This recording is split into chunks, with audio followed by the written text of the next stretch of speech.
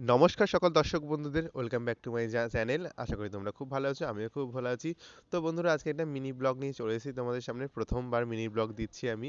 এই দেখো, এটা হচ্ছে আমার মায়ের বিগ্রহ, যেটা রোজ পুজো করি। এটা আর তোমাদের সামনে আমি না পৌষকালী পুজোর মিনি ব্লগ নিয়ে চলে এসেছি।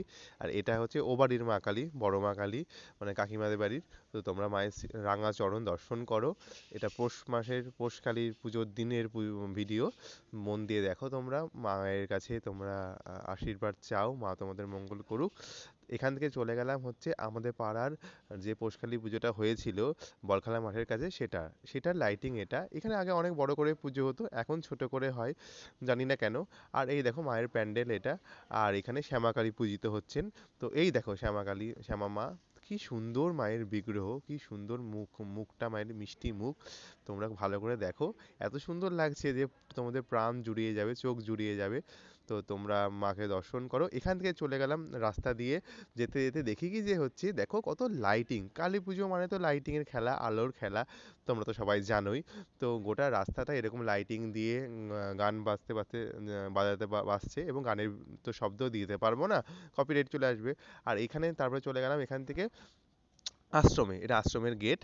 তো তার আগে চলে গেলাম হচ্ছে তারামা বাড়িতে। এদের এখানে এই বাড়িতে তারা মায়ের পুজো হয়, আশ্রম পাড়ার। এটা তারামা মন্দির, এটা বাড়ির একটা মন্দির। তো আস্তে আস্তে দেখো কত লোক ভিড় করেছে মায়ের দর্শন করতে। তো আস্তে আস্তে গুটি গুটি পায়ে ভেতরে ঢুকে গেলাম। আর এই দেখো মা তারাকে তোমরা দর্শন করো, কি অপূর্ব মায়ের রূপ, তোমরা শুধু দেখো। এখানে শুধু মা তারা একা পূজিত নন, বামদেবও আছে। তো এই বামদেবী তো মা তারাকে পুজো করে সিদ্ধি লাভ করেছিলেন একটা সময়। আর তার জন্য আরো মা তারা আর বামদেব, তো সবাই তো তোমরা জানো মায়ের লীলা কথা। তো তারপর ওখান থেকে চলে গেলাম হচ্ছে আশ্রমে। তো আশ্রমে চলে গিয়ে আশ্রমে মায়ের বিগ্রহ দর্শন করলাম। আশ্রমেও তো নিত্য পূজিত হয় মা, পৌষকালী পুজো তো হয়ই। তো পৌষকালী পুজোর প্রসাদ নিলাম, মাকে দর্শন করলাম, মাকে প্রণাম করলাম, মায়ের একটু ভিডিও নিলাম, ছবি নিলাম, সবটাই তোমাদের জন্য, যাতে দেবগ্রামে যতগুলো পুজো হয় তোমাদেরকে দেখাতে পারি, তোমাদেরকে কভার করতে পারি ব্লগের মাধ্যম দিয়ে।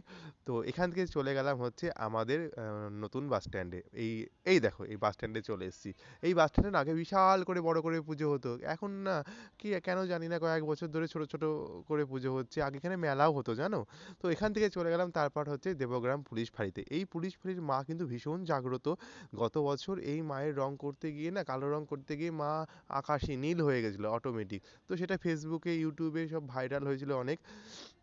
তার জন্য তোমাদেরকে দেখালাম। তো মায়ের কৃপা লাভ করো, আর বড় ব্লগটা দেখতে হলে আমার চ্যানেলে না চোখ রাখো। টাটা।